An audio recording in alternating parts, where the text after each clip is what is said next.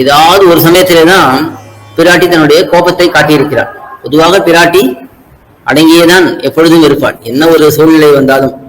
ஏன்னா அந்த சேஷத்துவம் பாரதந்திரம் எல்லாம் நன்றாக உணர்ந்தவளாக பிராட்டி இருக்கிறாள். ஆனா இந்த சமயத்துல பிராட்டியாலேயே பொறுக்க முடியல. அவள் மிகவும் கோபத்தோட இந்த இடத்துல பேசுகிறாள்.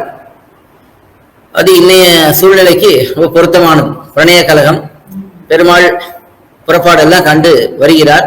திரும்ப வரும்போது பிராட்டி கோபப்பட்டு கதவை அடைக்கிறாள். நீர் உள்ளே வராதியும், நீர் எங்கேயோ போயிட்டு வந்திருக்கீர்.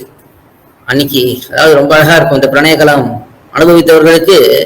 இன்னைக்கு அனுபவித்தவர்கள் அந்த ஒரு வைபவம் எப்படிப்பட்டதுங்கிறது புரியும். பிராட்டி பெருமாளை பார்த்து முதல்ல சொல்லுகிறாள், நீர் உள்ளே வராதியும், உள்ளே வராதியும், வெளியிலே போம் என்று சொல்லுகிறாள். இப்ப பெருமாள் சொல்றார், இங்க எப்படி ஸ்ரீரங்கத்தை நடக்கிறதுனா, அரையர் சுவாமிகள் தான் பெருமாளுக்கும் பிராட்டிக்கும் நடுவிலே இருப்பார்கள். அவர்கள் தான் போய் பெருமாளுடைய வார்த்தை என்னன்னு பிராட்டிக்கு சொல்லுவது, பிராட்டியுடைய வார்த்தை என்னன்னு பெருமாளுக்கு சொல்வது, இதை சொல்லுகிறார்கள். பிராட்டியுடைய சார்பாக பண்டாரிகள் அவர்கள் எல்லாம் அங்கே பிராட்டிக்கு கைங்கரியம் பண்ணக்கூடிய கைங்கரியவர்கள், அவர்கள் எல்லாம் பிராட்டியுடைய வார்த்தையை எடுத்து சொல்லுவார்கள். அதை கேட்டு இந்த அரையர் சுவாமிகள் பெருமாளிடத்துல சொல்லுவார்கள். இதெல்லாம் மேற்பார்வை பார்க்கறது யாரு? நம்மாழ்வார். அவர்தான் இங்கே சமாதானம் பண்ணி வைக்கிறார். பெருமாளுக்கும் பிராட்டிக்கும் இங்கே ஒரு கலகம் வரவே அந்த சண்டையை சமாதானம் பண்ணி வைப்பது நம்மாழ்வார் தான். நம்மாழ்வார் தான் தகப்பனார் ஸ்தானத்திலே இருந்து கொண்டு பிராட்டிக்கும் பெருமாளுக்கும் இருக்கக்கூடிய இந்த ஒரு கலகத்தை போக்குகிறார். அது ஒவ்வொரு திவ்யசும் ஒரு விதமாக நடக்கும். இங்கே ரொம்ப ஆச்சரியமான ஒரு அனுபவம். முதல்ல பெருமாள் கதவை இடிப்பார். புறப்பாடு நடந்து திருவீதி புறப்பாடு முடிந்து தாயார் சன்னதிக்கு வர வேணும், இன்னைக்கு சேர்த்தி நடக்க வேணும். அதுக்காக பெருமாள் இந்த கதவை இடிப்பார். அங்கே கதவு திறக்கப்படாது. 3 தடவை இடிப்பார், அப்பொழுது திறக்காது. அது மட்டும் இல்லாமல் வெண்ணெய், வாழைப்பழம் இதெல்லாம் எடுத்து பெருமாளை அடித்து விரட்டி விடுவார்கள். தாயாருடைய கைங்கரியவர்கள், இங்கே வராதே போம் என்று சொல்லி. அதுக்கு பிறகு பெருமாள் காத்துட்டு இருப்பார், நம்மாழ்வார் வர வேணும். ஏன்னா நம்மாழ்வார் வந்தால் தான் கொஞ்சமாவது தைரியமா பெருமாள் உள்ளே போக முடியும். தானாக நேரே போனால் பிராட்டி ஏற்றுக்கொள்ள மாட்டாள். நம்மாழ்வார் வருவதை பார்த்து பிராட்டி கதவை திறந்து குறைந்தபட்சம் பேசவாது பேசுவாள். ஆழ்வார் வந்திருக்கார், நாம் அவருக்காகவாது பெருமாளிடத்துல பேசலாம் என்று. அப்பொழுது பெருமாள் சொல்லுகிறார், இதே போல நான் ரொம்ப கஷ்டப்பட்டு இந்த குதிரை நம்பிரான் மேலே ஏறி நிறைய பேருக்கு கஷ்டங்கள் எல்லாம் இருந்தன, எதிரிகளை எல்லாம் வீழ்த்தி வேட்டையெல்லாம் ஆடி இங்கே வந்திருக்கிறேன், மிகவும் சோர்வாக வந்திருக்கிறேன்.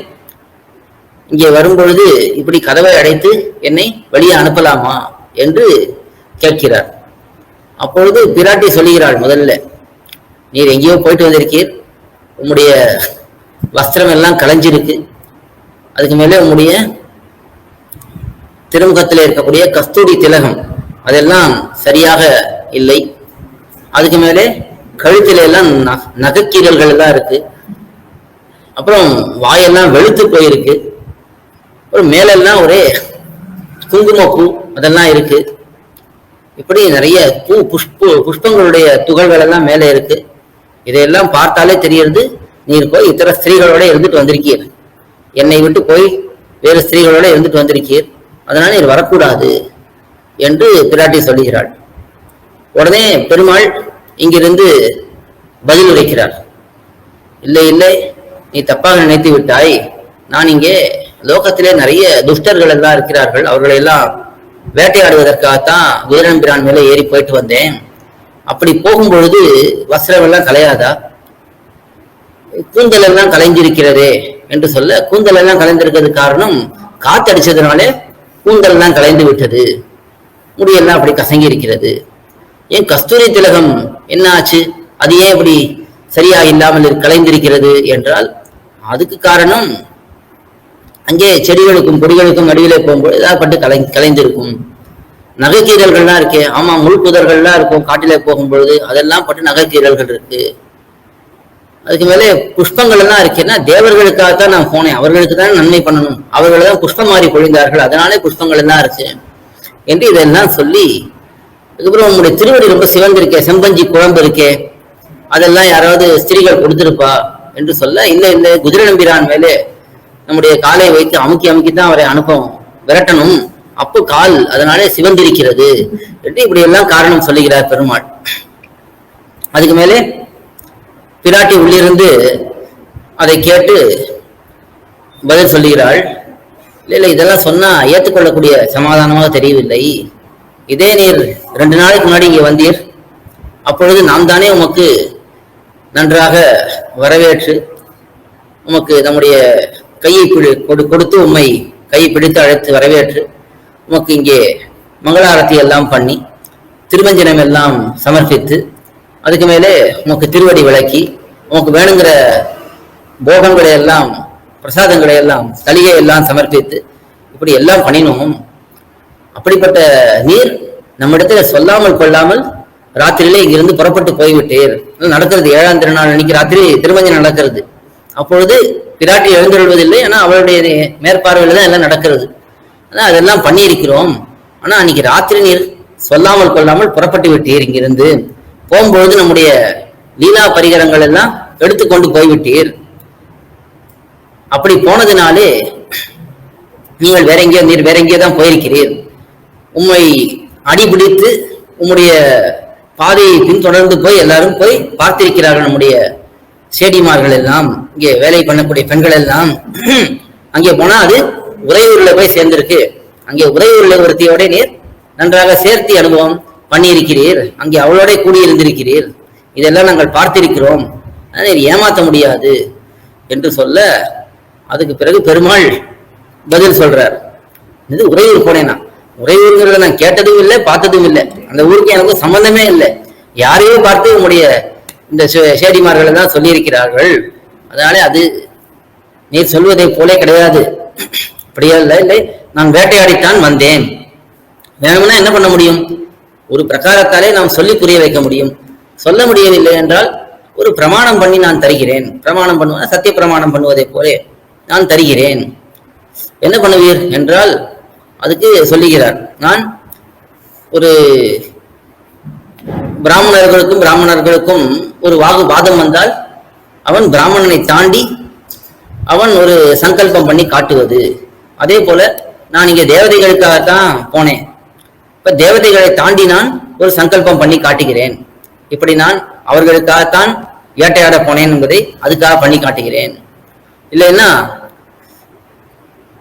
ஜலத்திலே மூழ்கி இருந்து சமுத்திரத்திலே மூழ்கி இருந்து சங்கல்பம் பண்ணுவார்கள், சத்திய பிரமாணம் பண்ணுவார்கள். அதே போல வேணா நான் பண்ணி காட்டுகிறேன். இல்லைன்னா சில பேர் அக்னி பிரவேசம் பண்ணி சத்திய பிரமாணம் பண்ணுவார்கள். அதே போல வேணா நான் பண்ணுகிறேன். இல்லை என்றால் குடப்பாம்பிலே கையிட்டு சத்திய பிரமாணம் பண்ணுவார்கள். அதே போல வேணா நான் பண்ணுகிறேன். இல்லைன்னா நெய்யிலே மூழ்கி இருந்து சத்திய பிரமாணம் பண்ணுவார்கள். அதே போல நான் பண்ணுகிறேன். இந்த போல ஒரு பேச்சுக்கு நம்பிக்கை இல்லை என்றால் இதை போல சத்தியம் பண்ணி நிரூபிக்க முடியும். அதை வேணா நான் பண்ணி காட்டுகிறேன் என்று சொல்ல உடனே பிராட்டிமார்கள் எல்லாம் சொல்லுகிறார்கள். பிராட்டி ஸ்ரீரங்க நாச்சியார் சொல்லுகிறாள், இது என்ன பெரிய விஷயம் உமக்கு? நீர் எல்லா தேவதைகளுக்கும் தலைவர். அந்த தேவதைகள் எல்லாம் எப்போ உம்முடைய திருவடிகள் தங்க மேல படும், அவருடைய தரிசனம் தங்களுக்கு எப்போ கிடைக்கும் என்று பாதித்து கொண்டிருக்கிறார்கள். நீர் அவர்களை தாண்டி காட்டுகிறேன்னா அவர்கள் ரொம்ப சந்தோஷமா தங்கள் தலை மேலே உம்முடைய திருவடியை வைத்துக் கொள்வார்கள். அதெல்லாம் நான் ஒத்துக்க முடியாது. எது கஷ்டமோ அதைத்தானே ஒத்துக்கணும். ஒரு பிராமணன் இன்னொரு பிராமணனை தாண்டி காட்டுகிறார்னா அது நடக்கிறது கஷ்டம். அதனாலே அதை சத்திய பிரமாணம் பண்ணுவதற்கு முக்கியமாக வச்சு கொண்டார்கள். தேவதைகளை நீர் தாண்டி காட்டுறேன்னு சொன்னீர்னா எல்லா தேவதைகளும் காத்துட்டு இருக்கா எப்போ உங்களோட திருவடி அவர்கள் தலைமையில படும்னு. அவர்கள் சொல்றதெல்லாம் அதையெல்லாம் நாம் ஒத்துக்கொள்ள முடியாது. கடலுக்குள்ளே மூழ்கிறேன்னா நீர் ஆளிலை கண்ணனாக பிரளய ஜலத்தையே நீர் ரொம்ப சர்வசாதாரணமாக அடக்கி வைத்திருந்தீர். அப்படிப்பட்ட உமாலே கடலில் மூழ்கி இருப்பது என்ன பெரிய விஷயம்? இதெல்லாம் நாம் ஒத்துக்கொள்ள முடியாது. அக்னி பிரவேசம் பண்றேன்னு சொல்றீர். நீர் பிரம்மாவுக்காக இந்த யாக குண்டத்திலேருந்து தான் வெளியில வந்தீர். அப்படிப்பட்ட உமக்கு அக்னி பிரவேசம் பண்றது ஒரு பெரிய விஷயமா? அதையும் ஒத்துக்கொள்ள முடியாது. குடப்பாம்பிலே கையிடுறது இது அதை விட வேடிக்கை.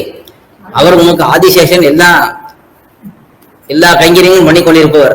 நீர் கையை உள்ள விடுவீரான், அவர் உண்மை கடிப்பாராம். இதெல்லாம் எங்கேயா சொல்றது நம்புற மாதிரி இருக்கா? அதையும் ஒத்துக்கொள்ள முடியாது. சரி, நெய்யிலே மொழியை நான் சத்தியம் பண்ணுகிறேன்னா நீர் இந்த கிருஷ்ணனாக பிறந்த பொழுது எப்ப பார்த்தாலும் இந்த நெய், பால், தயிர், வெண்ணெய் இதுலேயே தான் மூழ்கி இருந்தீர். அது உங்களுக்கு ஒன்றும் பெரிய கஷ்டம் இல்லை. நீர் பண்ற சத்தியத்தை எல்லாம் நம்மாலே ஏற்றுக்கொள்ள முடியாது. நீர் போம், இப்படி நான் ஸ்திரீயாக இருப்பதனால என்னை ஏமாத்தி விடலாம் பார்க்கிறீரா? நீர் போம் போம் என்று இப்படி விரட்ட கடைசியிலே பெருமாள் சொல்லுகிறார். இப்படியெல்லாம் சொன்னால் அழகியமனவாளன் ஸ்ரீரங்கநாச்சியார் கோயில் வாசலிலே வந்து அவமானப்படுகிறார் என்பது அது எனக்கு அவமானம், எனக்கு இதனால ஒன்றும் ஆக போறது இல்லை, உங்களுக்கு தான் அவமானம். இதெல்லாம் நீதான் இதெல்லாம் யோசிக்கணும். அதனாலே நான் புஷ்பத்தை எல்லாம் கொண்டு வந்திருக்கேன், அதையெல்லாம் ஏத்தண்டி என்னை உள்ளே விட்டு விடு என்று சொல்ல, அப்பொழுதுதான் பிராட்டி அங்கே நம்மாழ்வார் எழுந்தொள்ளி இருப்பதை பார்த்து, நம் ஐயர் இங்கே எழுந்தொள்ளி இருக்கிறார்.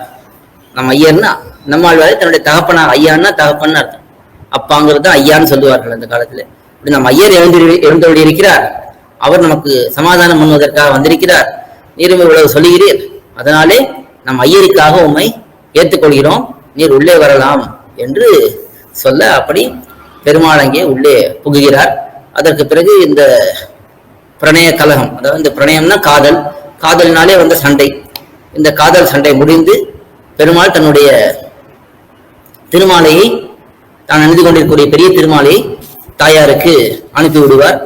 அதற்கு பிறகு இங்கே பெருமாள் உள்ளே எழுந்தருள்வார்.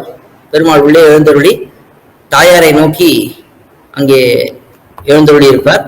அதற்கு பிறகு பெருமாள் இன்னொரு மாலை சாத்தி கொண்டிருப்பார், சின்ன மாலை. மொத்தம் 2 மாலை தான், பெரிய மாலை ஒன்று, சின்ன மாலை ஒன்று. இந்த சின்ன மாலையை, பெரிய மாலை தாயாருக்கு கொடுத்தாச்சு, சின்ன மாலையை நம்மாழ்வாருக்கு அனுப்பி, நம்மாழ்வாருக்கு ஸ்ரீஷட கோபம், அதே போல சாத்துப்படி, மேலே வஸ்திரம், திருமாலை இதையெல்லாம் சமர்ப்பித்து நம்மாழ்வார் அங்கிருந்து விடைபெற்று வருவார். இப்படித்தான் இந்த பிரணய கலகம் ஆச்சரியமாக நடக்கும். அப்படி இங்கே பிராட்டி தன்னுடைய கோபத்தை காட்டுவது இந்த பிரணய கலகத்திலே. பிரணய கலகம் இந்த காதல் கோபம், அந்த காதல் கோபம் ஏற்படும் போது இந்த கோபத்தை காட்டுகிறாள். இந்த பிரணய கலகத்திலே தாத்பரியம் பார்க்கணும். இந்த பிரணய கலகம்லாம் எதுக்காக நடக்கிறது? நம் போன்ற அடியவர்களை ஈர்க்க வேணும். பெருமாளுக்கும் பிராட்டிக்கும் என்ன சண்டை வரப்போறது? ஒரு சண்டையே வருவதற்கு வாய்ப்பே இல்லை. திவ்ய தம்பதி. இன்னும் சொல்ல போனா பெருமாள் எத்தனை ஆத்மாக்களை கைக்கொள்கிறார். எல்லாரும் பெருமாளுக்கு பிராட்டி ஸ்தானத்திலே தானே இருக்கிறார்கள்.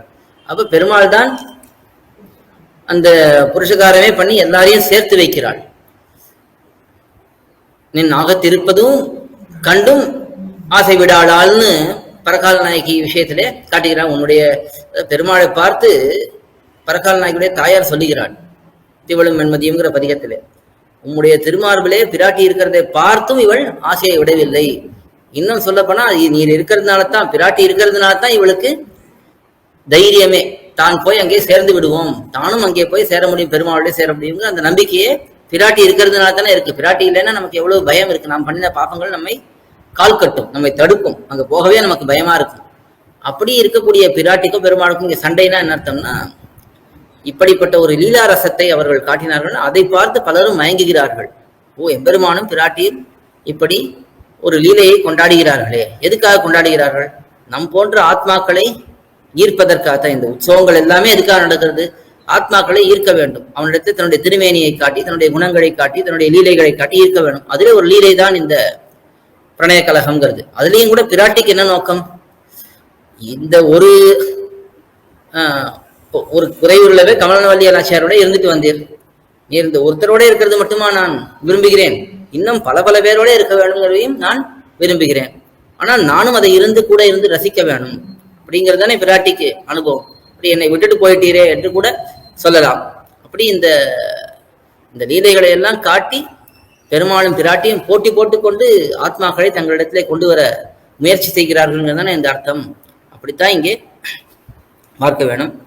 ஆழ்வார் எம்பெருமானார் ஜீயர் திருவடிகளே சரணம். ஜீயர் திருவடிகளே சரணம். கோயில் KOYIL என்னும் ஆப்பை கூகுள் பிளே ஸ்டோரில் இருந்தோ ஆப்பிள் ஆப் ஸ்டோரில் இருந்தோ டவுன்லோட் செய்து இது போன்ற சம்பிரதாய விஷயங்களை கேட்டு மகிழலாம். எங்கள் வலைத்தளம் koil.org KOYIL.org